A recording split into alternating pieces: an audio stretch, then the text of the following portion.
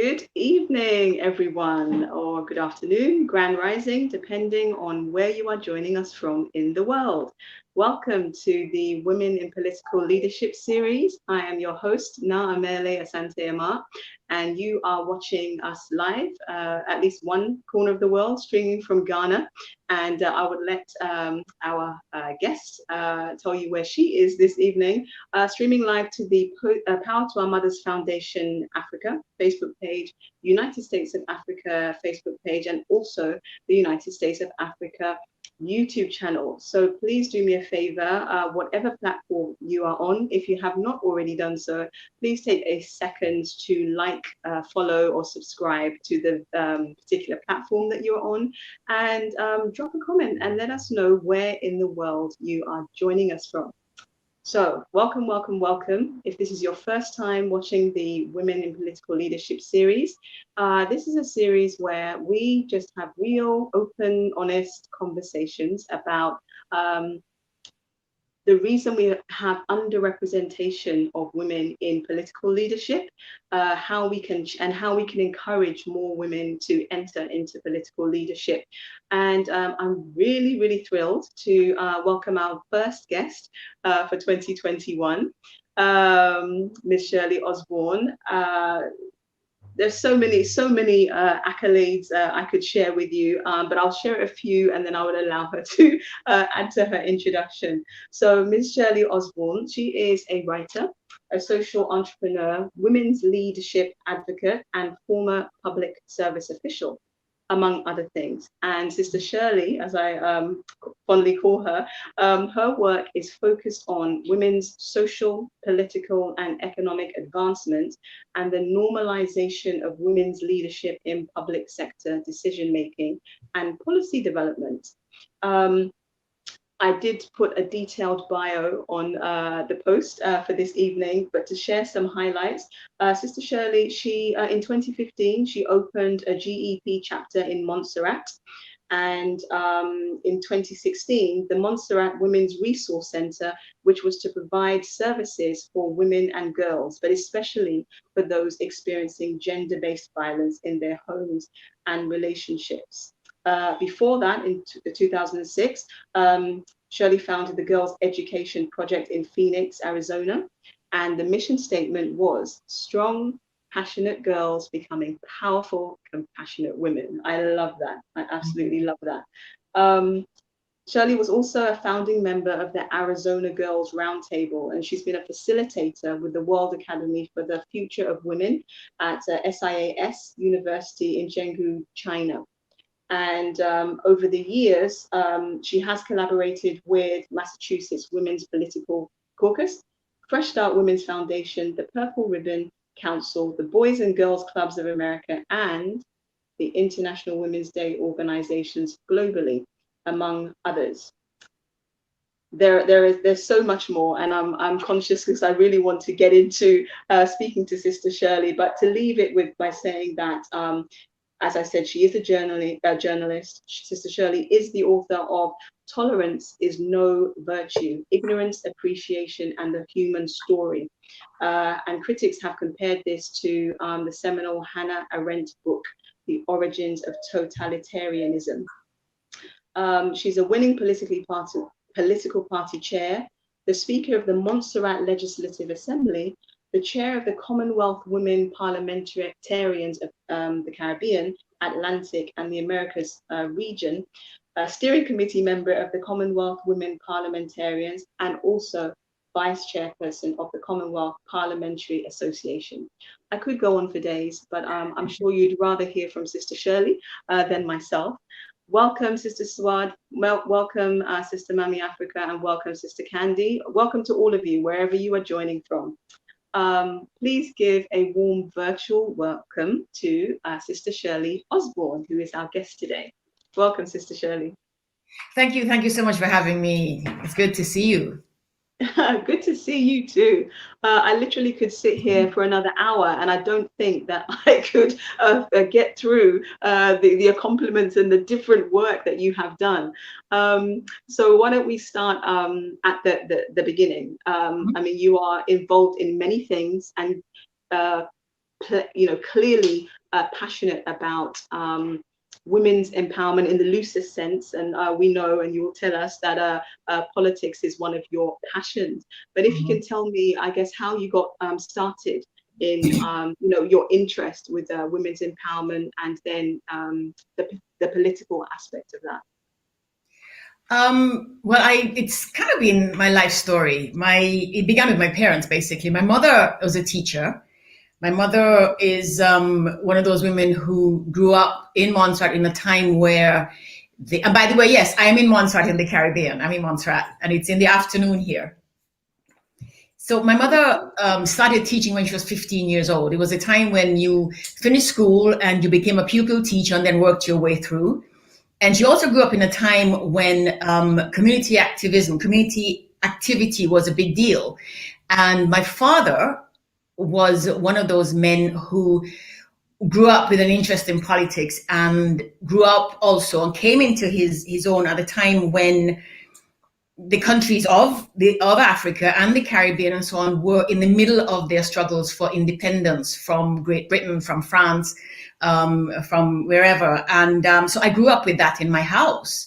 I grew up with people coming and going and talking about social issues and all that. And I watched my mother support my father, help him write his speeches and all that kind of stuff, and get in the midst of debates late into the night. I'd literally stay up and listen. My sisters were sleeping. I'd stay up and listen.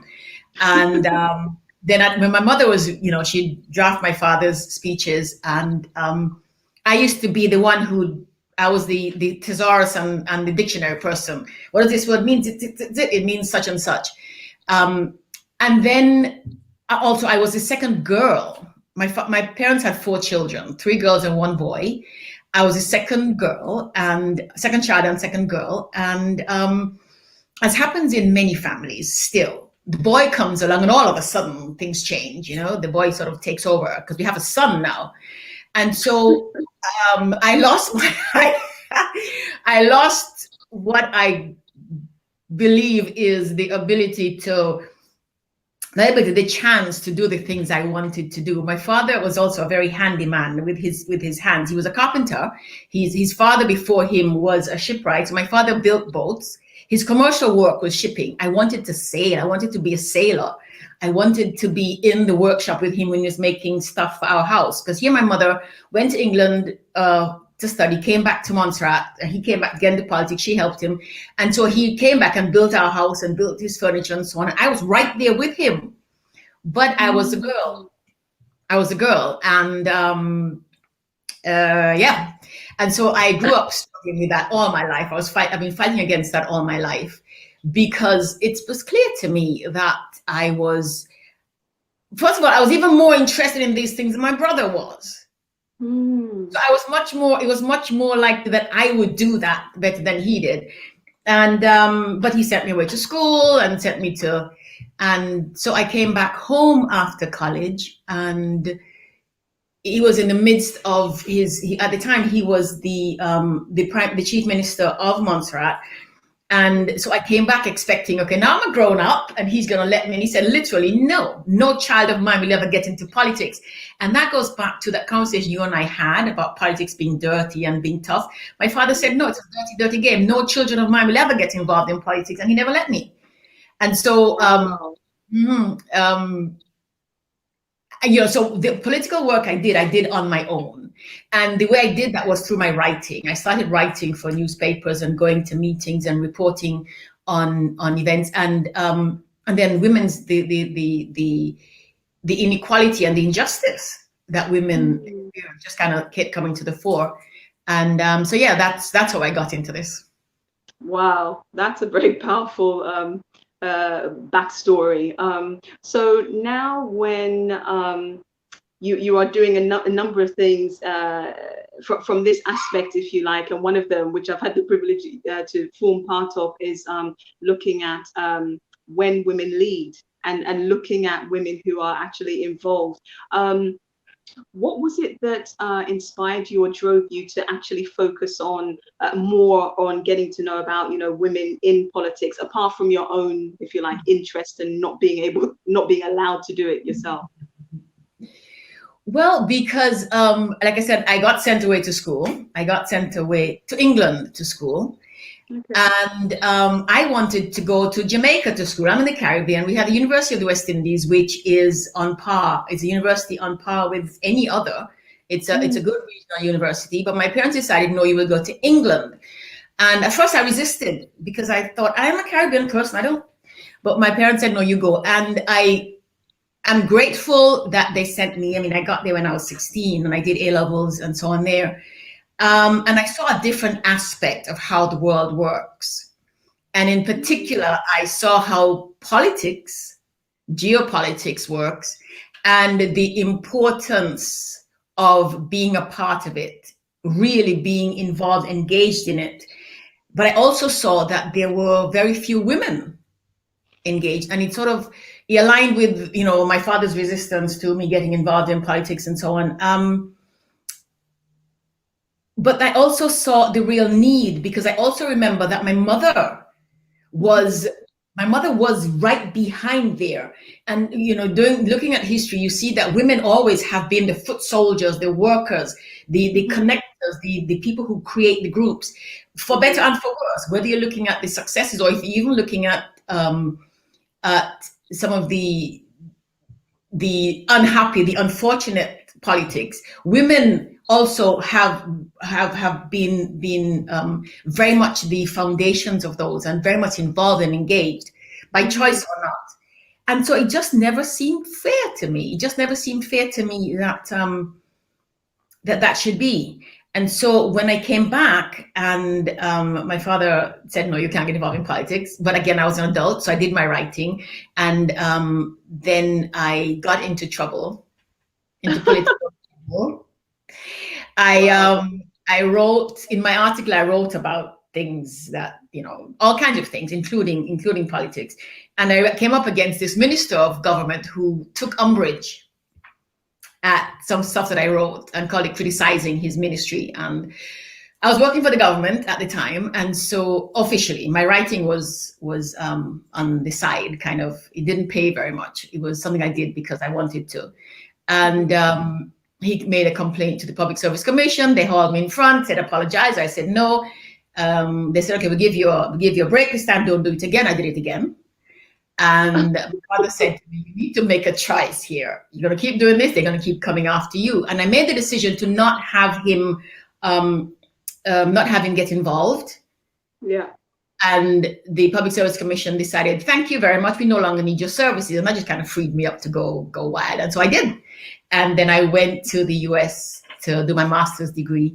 And there is where I worked with, I did my internship with the Massachusetts Women's Political Caucus. And then we had the volcano here, so I ended up staying in the United States and just got involved in politics, because there is the issue of women. Then there's also the issue of African women and African American women and women of color in the United States. And it just kind of blew out of that. And then in 2000, a newspaper I was writing for sent me to the United Nations General Assembly Special Session on Women.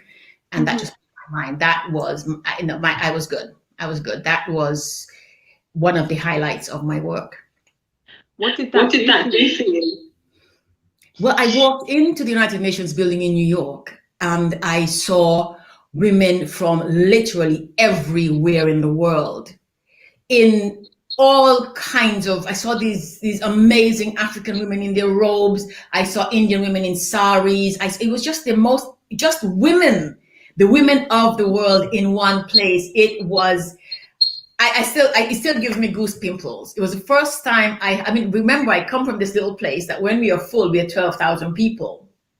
Right.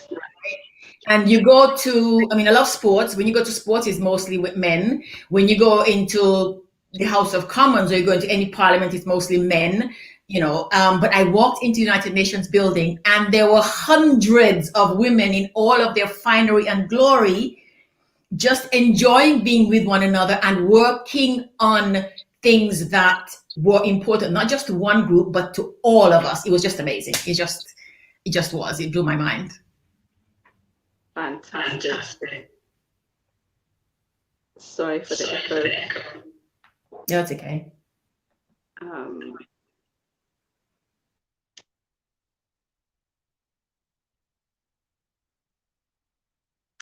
what I wanted to ask, what I wanted to ask was, so you've alluded to the fact that when you got to England, you saw a different side to politics that you hadn't seen before, and then there was the fact that there were very few women. So from there, what kind of, I guess I would say, is what have you seen that makes you either think that women should not be in politics, or actually politics is a place that we definitely need more women to be in?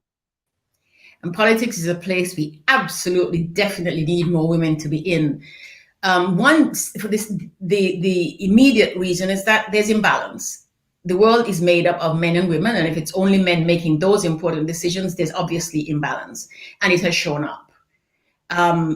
It also is important to me because women bring something very different. Mm. I spent some of my college years, and even now, I rail against the socialization, the differences. I mean, I taught my nieces and so on, I'm a girl, there's nothing I cannot do, and I did my time where I can do anything a man can do. I've been to it, and I look back at my youthful days, my more youth, and I think, yeah, but that really is true. I mean, we can do anything men can do, but we also do it differently. Yeah, and I think that's important because the world is made up of all kinds of different people. The same in one piece of information resonates differently, is understood differently, expressed differently by different people. And so difference and variance and variety, I think, are pluses, they're positives, and they need to be incorporated in everything. And so I think the way women do things, the things that women bring to politics, are not just necessary, they are helpful. Because ultimately, the goal of politics, the goal of government, which is where politics leads to, is to support development and advancement and a better quality of life for all the people in the community.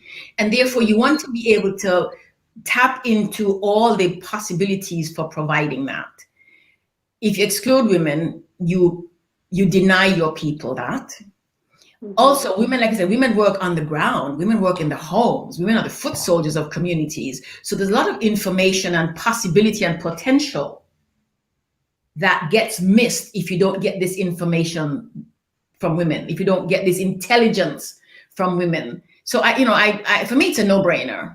It's a no-brainer, and I don't understand how men have not understood that yet. Plus, the one last thing, we're not the only one, but we cannot continue to fight and kill and be at war. I read an article when I was writing the book. Some of the information I read said that we are much more peaceful now than we were before.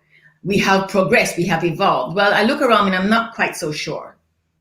But what I do know is that a lot of the progress that we have made and what has helped us not be any worse than we are is the women on the ground who fight to keep the peace, who struggle every day to keep us safe. When the men get all antagonistic and they fight for power, women on the back say, let's work together. And women across divides continue to work to help us keep the peace. Absolutely. I echo that, and we saw the example of that when they had the various features about the countries that were faring better in handling this pandemic, and a number of them being the ones that are led in some shape or form by women. I think that really speaks to what you're saying about perhaps that women doing things differently, and from my own perspective. It's probably not proven in science, but from my own perspective, what I know is that whether or not you have children or not, there is something in us that prioritizes the preservation of life. So I tie that into what you're saying about, peacekeepers, not, trying to keep things on an even keel. Fair enough. Yeah. We appreciate there is a time to fight, sure. But I think for us, it's probably one of the last resorts, if I can say that. And so looking at the landscape as it is now, and the path that you are taking. Obviously, you've got, I mean, you play many different roles, and you're writing. Looking at the landscape now, is politics something that you would still see yourself, you know, being actively involved in? Uh-huh. I can't see myself ever not being actively involved in politics. Um, yes, yes. I mean, when I came back home, I came back to Montserrat in 2014. There was 2013, because there was an election coming up. My father died in 2011, and I was away when that happened. My brother, however, had gone into politics on with my father's push, and in 2013 said, you know, elections are next year. You know, come help me. And it was perfect timing, because just before that, I worked in the United States, and I'd founded this organization, the Girls Education Project, but I had also been helped to build an organization that residential support for girls in care. And in 2010, we had sold out to a larger company, a larger agency. And so from 2010 until 2013, I was a free agent. Literally, I had my laptop and my phone and my credit card, and I went. And that's how I ended up in China also. So I did a lot of traveling in those 3 years, just exploring and seeing and being. And then my brother said, you know, elections are next year, come. And my father wasn't there to tell me no this time, I guess. So I went. And I came here. And you know, literally pulled the party together, because Montserrat doesn't have a history of, well, that's not true. Parties in Montserrat have always sort of revolved around personalities. And so my father's party, for example, he led it, and when he wasn't there anymore, just kind of disbanded. And so a party would last for the 15 or 20 years. A person, usually a man so far, was leading it, and then it would just disband once that. So after my father wasn't here anymore, that just kind of dissipated. But I came home in 2013, pulled the party together, became the chair of the party, and they won. And then I became the speaker, and then continued to work here. And it just seemed like the right thing, the right time to do it. And what was the last part of the question? I'm back again. As in whether you would see yourself being actively involved in politics now. Yeah. So I did that, and I was a speaker for the 5 years. And then last year, 2019, were elections, and I thought I would run, because again, it was mostly men, and I watched these men not doing what they were supposed to do. And in the interim, my work, I was working in the region, and I'd also been working with the Commonwealth Parliamentary Association, which has all of the English-speaking countries in Africa, in Asia, Southeast Asia, in the Caribbean are all part of this. And I go to this and I watch these men, and I'm thinking, no. So I thought I would run for the election. And the men here basically told me, nope, we don't want a woman. We don't want you here. We want men running the country. And so I didn't win that election. One woman got elected. She was part of a party. I also ran independent, which I knew was also a risk, because they tend to like people to come together in a party anyway. But I intend to be active. I intend to be active in some way, shape, or form, as long as I have the faculty, because it's necessary. And just like you, Naa, the important thing for me is that if my doing this encourages other women to do it, then that's good by me. Yeah, absolutely. It's fantastic that you did run, and that hasn't put you off. It's I guess it never ceases to amaze me when, you know, men say, well, don't run, you know. It's fine. It's fine for us to be everywhere else, but in that arena, for some reason. My question was going to be that. So, looking at the time that you were running, and looking at the landscape, so of course dominated by men.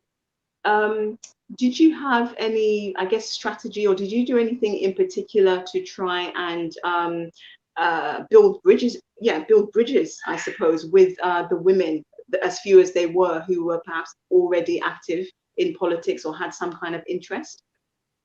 Yes, well, in the election before that, I worked really hard to get women involved and we got 2 women elected that time. Now, bear in mind, I probably should say this: the Legislative Assembly in Montserrat is 11 members. It's not a big, massive assembly, yes.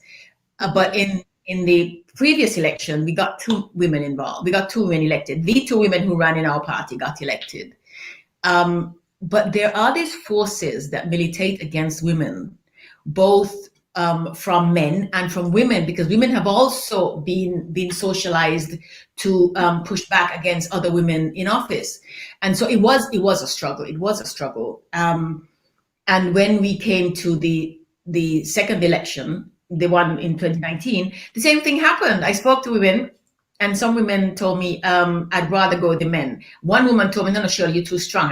I need to have a man do this. Women want to be led by men. One of the things I had done was I spoke, first of all, there was a because of this reputation I have for women's thing, there was a rumor that I was going to start an all women party. I was actually advised to do that too, but I didn't think it was a good idea because, again, I think you need balance. I do think that sometimes the needle has to swing all the way over and then even out. So I'm okay with that too, but I knew that an all-woman party wouldn't fly here. But I spoke to some women who were interested in working together in politics, who were interested in running. Some chose not to run ultimately. Some did run, chose to run with another party, chose to run independently. And so after a while, I thought, you know what? Let me just scope this out. Let me see what it would be like. So I ran as an independent, and other women ran as independents, didn't get elected either. The ones running the parties didn't get elected except one, because there is this thing. And in a small community like Montserrat, it really, really makes a difference, because you literally are working just with that small group of people. And there's no other group to go to. If you're running in the United States or you're running in Ghana, which has several million people, there's a pocket there and a pocket there, and you might be able to make it work with that pocket there. This one says no. In Montserrat, we don't have that option. So you're relying on the same people, and they say yes. I think you're really good. I love your ideas, but they go on the men. Yep. It's amazing how I think that just beautifully demonstrates what you're saying about how entrenched, I guess, the culture, whether we call it the patriarchy or what have you, the fact that we think that the patriarchy is just the men, but like you said, there are women, there are fellow women who still subscribe to or are comfortable with that system, even when they see that but things aren't quite working out for anybody, not just the women. The word you mentioned is crucial about balance. And yes, I've had that before. It's like, yes, so you're going to have an all women party, and it's like, well, the purpose is not to flood the government, if you like, with women to the exclusion of men, because then we'll have a whole new problem. But it is to how do you have a system that is effectively run by the minority, because the women are the majority of the population, not emotionally, factually, with the majority of the population. So then how can they be led by the minority who, whether or not they are very connected with the women in their life? There's just some things that that they won't experience, that we experience, and that we need to be able to communicate, legislate for, and things like that. So it's very funny to see these things almost butting heads. Do you, like I said, I think it's fantastic that you ran and that those 2 women were elected. I think it sends a very powerful message, because what I was hearing from what you're saying, the women that said that, oh yeah, you're doing great, but I'll go with the men. It kind of makes me remember where people basically they only want to back somebody who is going to win. And I don't know if that was very much the attitude. And it's like, but you've got to start somewhere. It's not someone that's going to get up and is that what you came up against? Yes, I came up against that a lot. I mean, people said if you're running independently, it won't work. There's only so much you can do. You can't really do much if you're running independent. And and so they chose to go with the parties that they figure as a group. And to some extent I understand that. But again, it comes back to how people see politics and government and what little, quite frankly, what little they know about how these things work.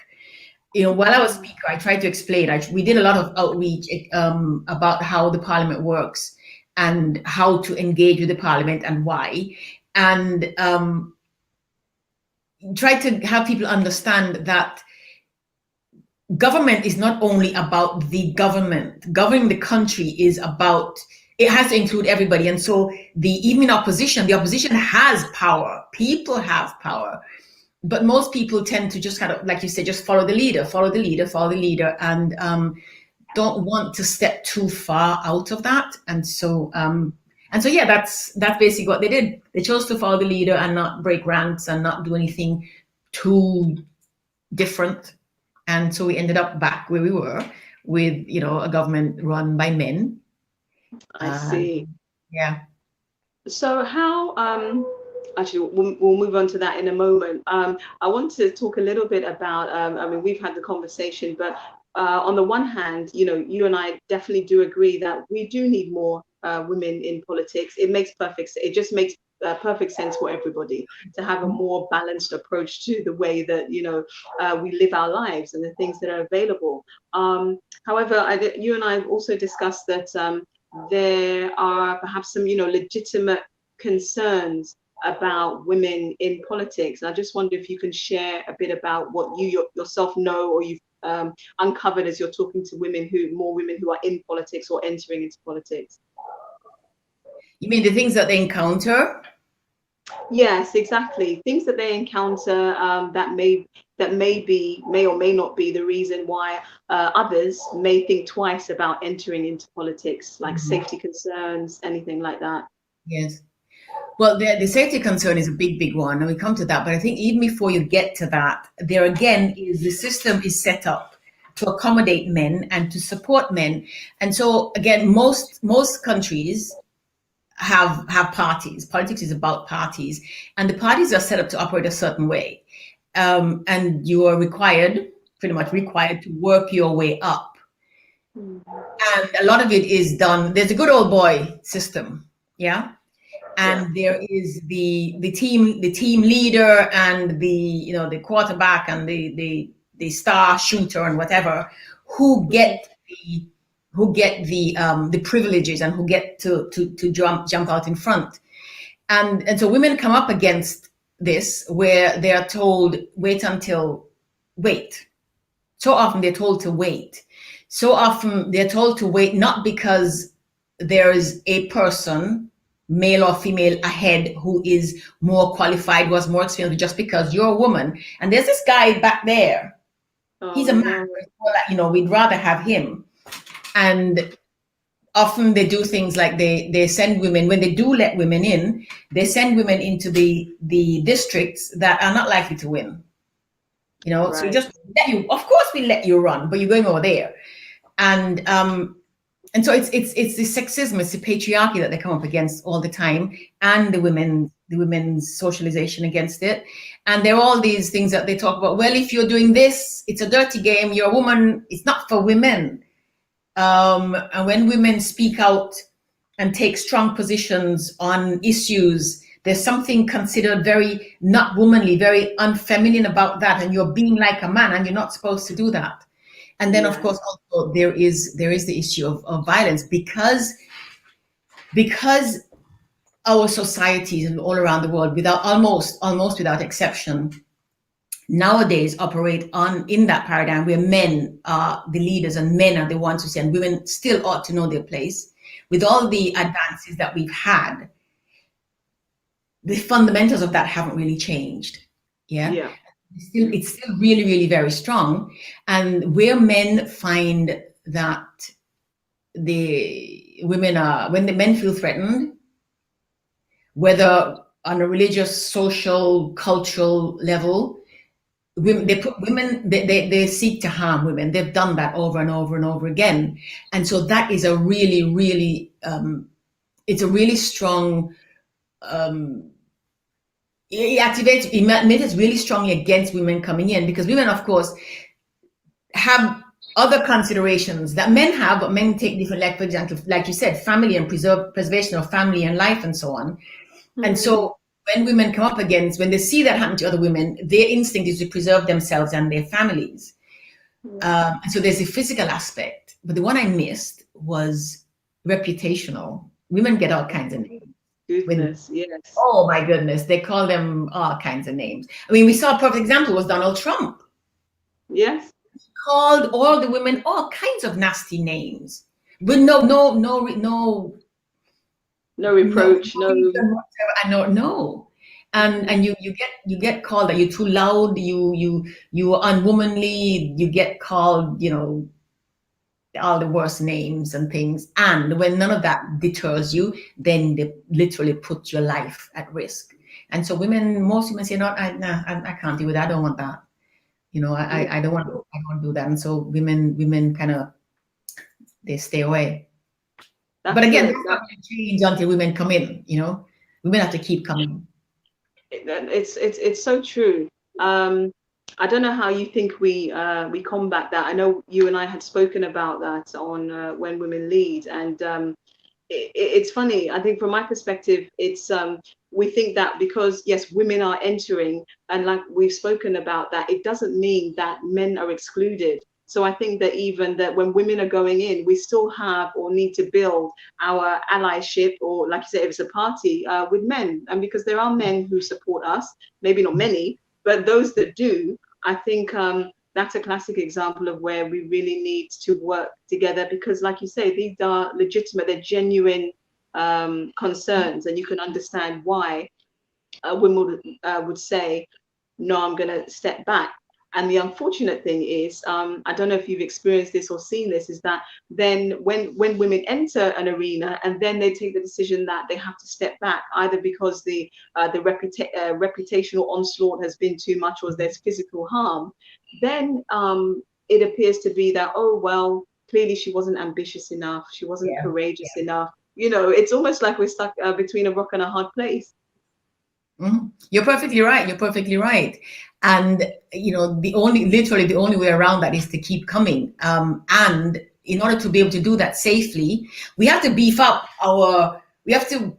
ourselves. We have to work on creating around us a society that does not immediately impugn women and women's reputations and characters when women step into these offices or these positions. And also, just like you say, work on creating alliances. There are quite a few men who slowly, more and more are coming and are becoming allies in one way or the other.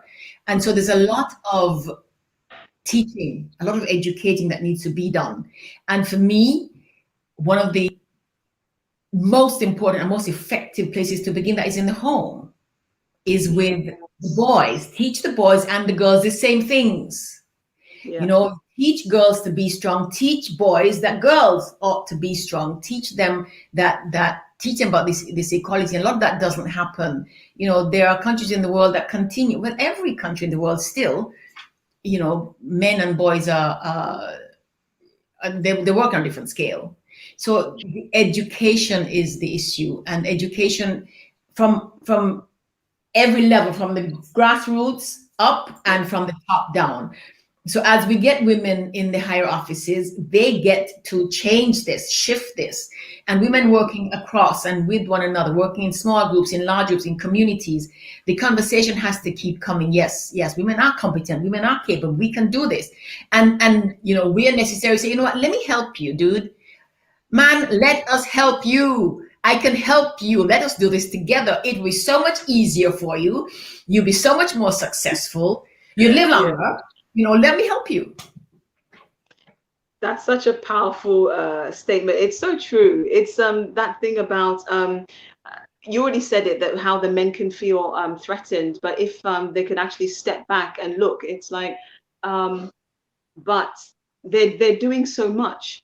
And if women, we could be in a position where we can actually get involved, it would not to be to take over necessarily. It is to contribute.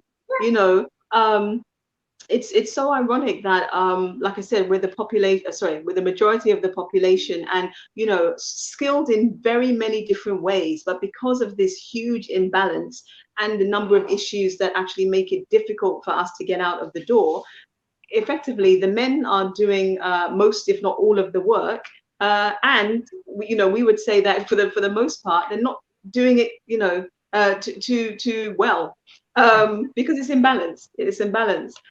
You and I have also had this conversation, which relates to what I was saying about oh, you know, if we don't get involved, we're not being ambitious, we're not being courageous about. But how, just this idea, for people to realize how much work we have to do to get into a position where we can enter politics in the first place. You were sharing some really interesting things with me about some studies that have been done about, you know, even talking about work in the home before we go out to work. I guess work, say, in an office, but the work we've done in the home first. I mean, do you think that women also just need to prepare themselves that if they're going to enter politics, somehow, some way, they have to find a way to manage the home to enable them to then get out into politics, because it's their domain, it's our domain? Yeah. Well, yes, I think we do, and it's, you know, it's unfair and it's uneven. But if we want to get out there, we have to create the circumstances that will support. They have to create the situation that would support that, and so it gets to be, you know, men have the wives that take care of the kids at home.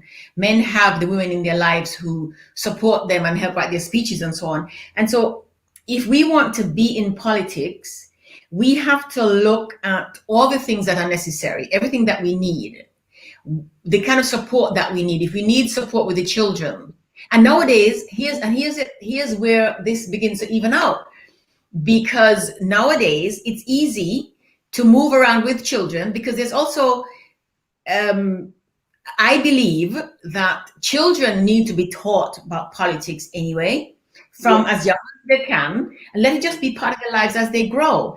And so having, I mean, I used to go to my father's political parties and political meetings and so on, you know, public meetings and stuff. I think it's important to do that. So women don't have to make, we're no longer required to split everything and keep them entirely separate. I mean, the kids can do the homework. They can do their homework in the bus, in the car, on the way to stuff like that. And there are parliaments that allow women to bring kids in, and they have creches where the women can keep children. And so one of the things that happens when women get into office is that they lobby for, and in some cases do achieve, these things that support them.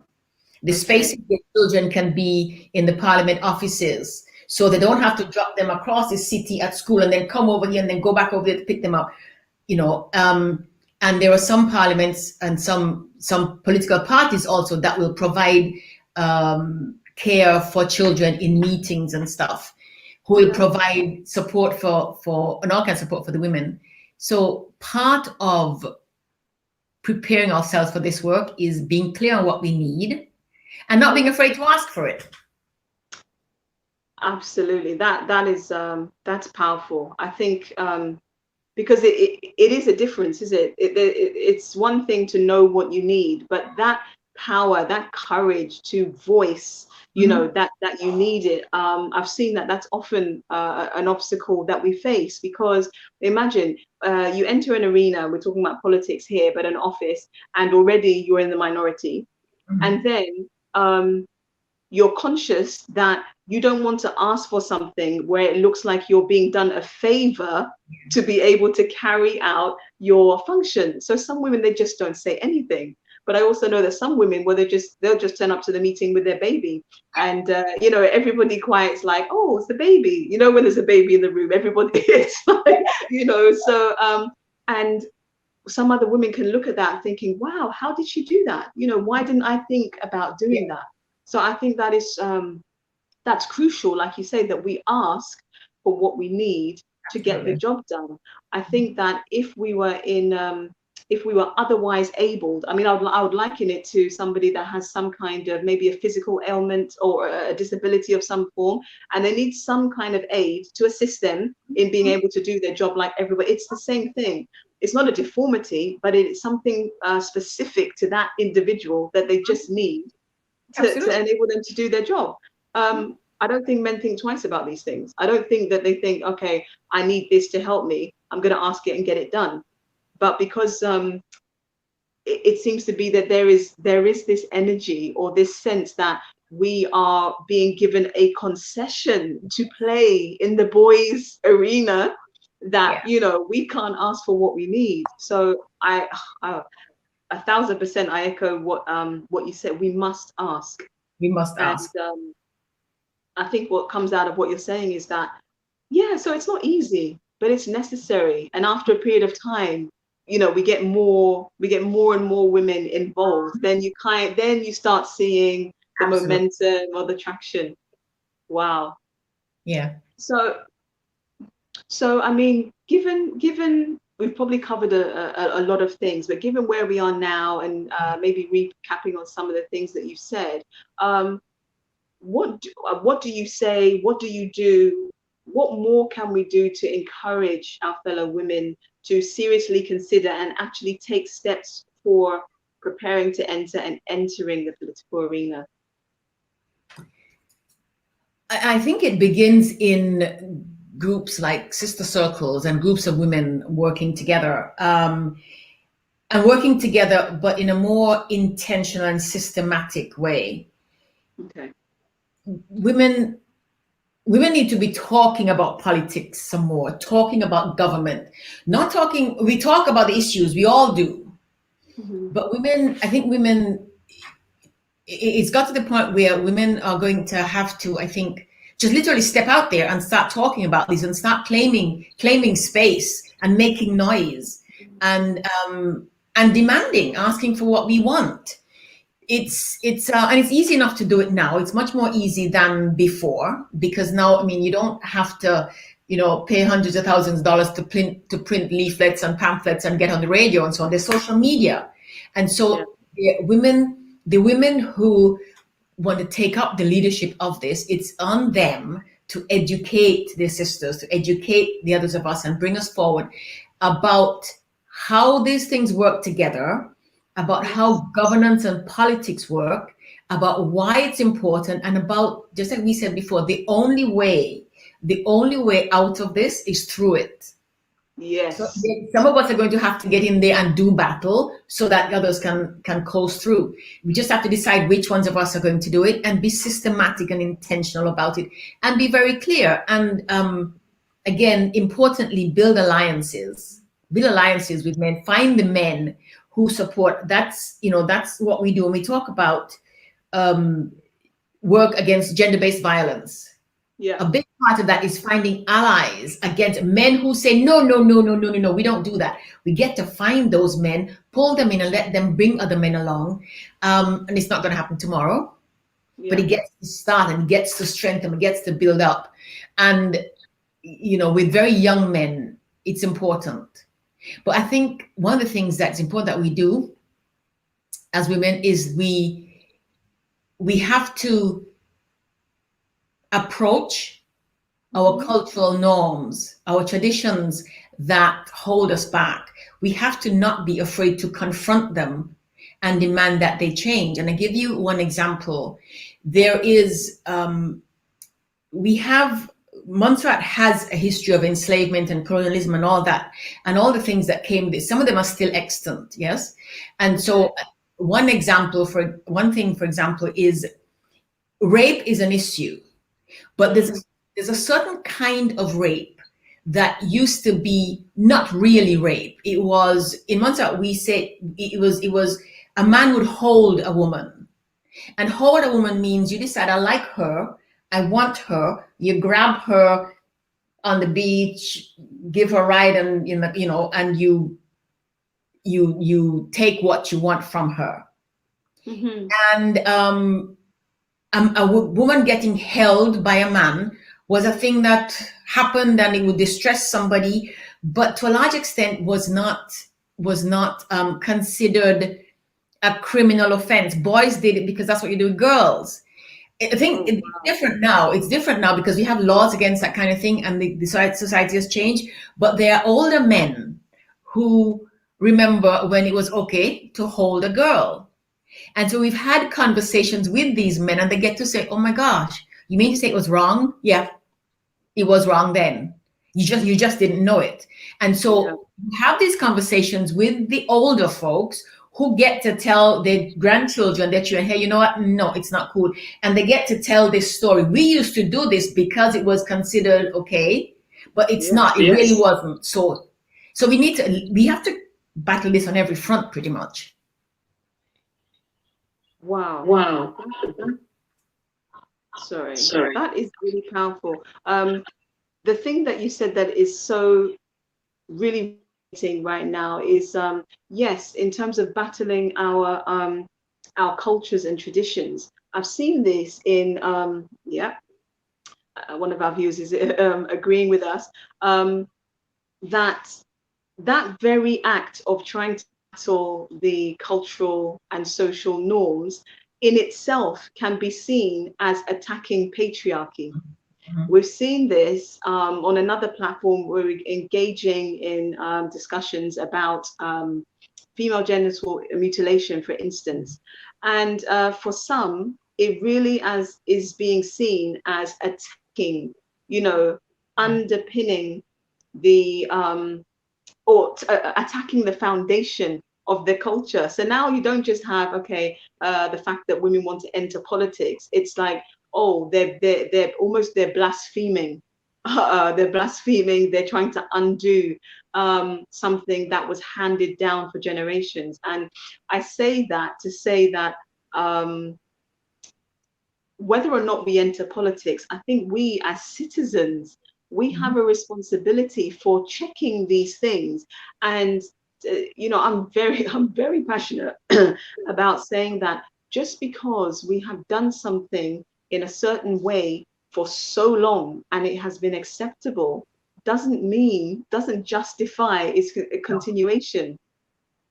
So I'm so thankful that you shared that, because I think we have to have our eyes open about, like you say, exactly what are, if you like, the battles or the challenges that we need to confront head on, and it's great that what you shared, that in those conversations, it literally was from a place of ignorance, as in, like you said, at once it was accepted, um, and for them to have the realization that actually that wasn't good, and so they start, as opposed to just dismissing what you're saying. I think there is a real difference, isn't it? It's like, well, they just didn't know any better.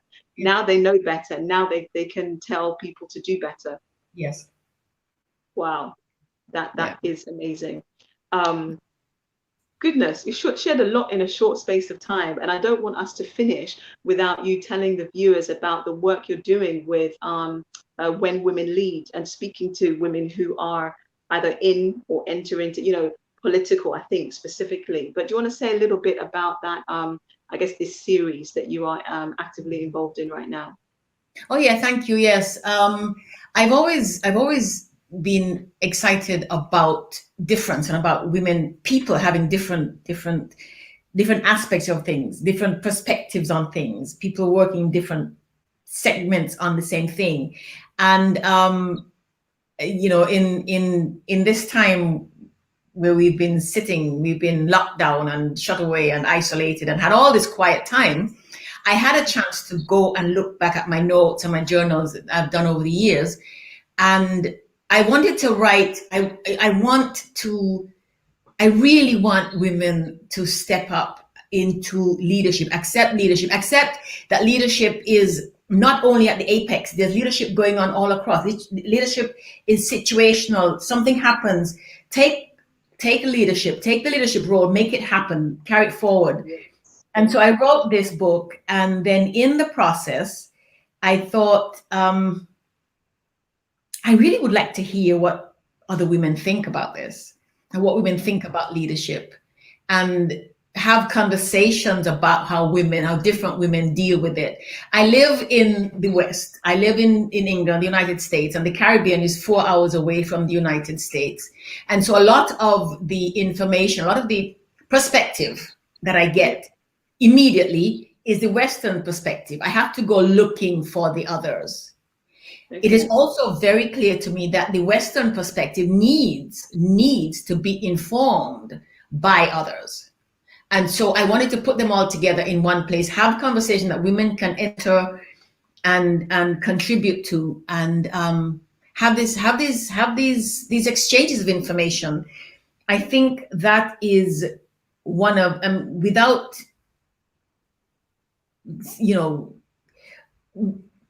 reservation. I say clearly that one of the biggest issues in the world is lack of information, or inadequate or poor information or false information. And one of the things that we get to do is exchange information, pass information back and forth. Literally, the more you know, the better you can do. And so I wanted that to be the message from women to the world this year. It was, this is my contribution to the big, wide conversation on women. There's all this other stuff going on, but listen to what the women in Africa are saying. Listen to what the women in Nigeria or Ghana or Ethiopia are saying. Listen to what the women in Malaysia are saying. Listen to what the women in Jamaica are saying, because it matters. Because the world is no longer, clearly, the world is no longer in segments. It's all one world. Yes. So if nothing else, we learned from this COVID experience is that literally we all tied up we're all in the same boat. And I hate to say this, but I think it seems clear to me that it's women who are going to have to lead the ship. And furthermore, it's Black women. It's women from Africa. It's African women out in the world and in Africa who have the perspective, the history, the spirit to make that change. And I don't say this lightly. This change is going to have to come from places like the Caribbean and Africa. And it's not going to come from England, America, and France. Okay. It's not going to.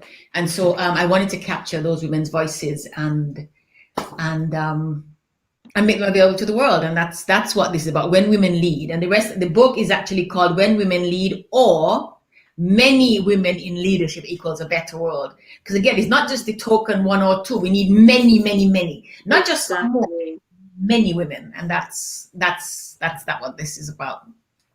No, that's fantastic. That's fantastic. And I was going to say, I would be very unapologetic in saying that, yes, it has to be the women from Africa, Caribbean.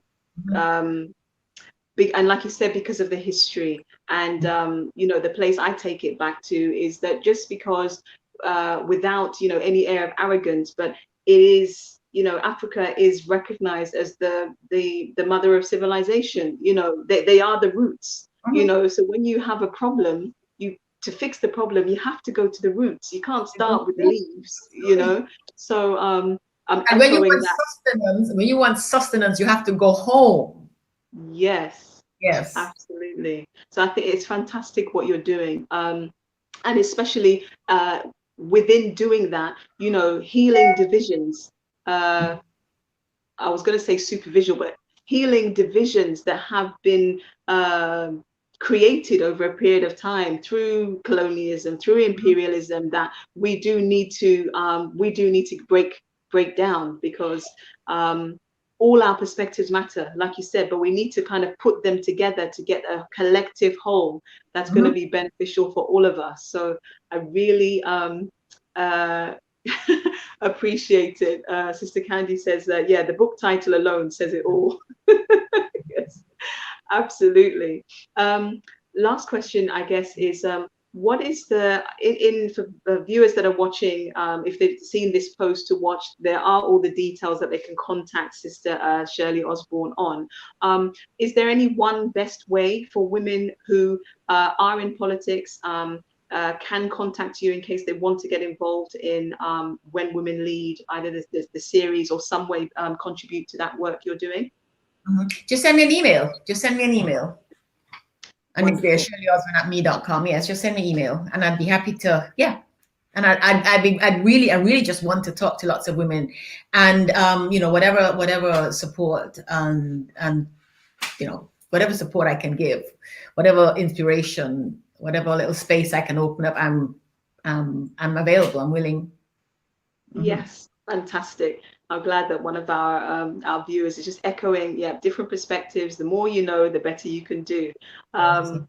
Let's keep talking. And they say on the one hand, talk is cheap, but in this arena, with what we're talking about, we need to do more of it, don't we, to unearth these perspectives and come together. Sister Shirley, it's been a pleasure having you on the platform. For the viewers, you can find all of Sister Shirley's social media handles on the post that accompanied the link to this live. Thank you for watching this evening. And we hope that we'll have Sister Shirley back on the platform at another time.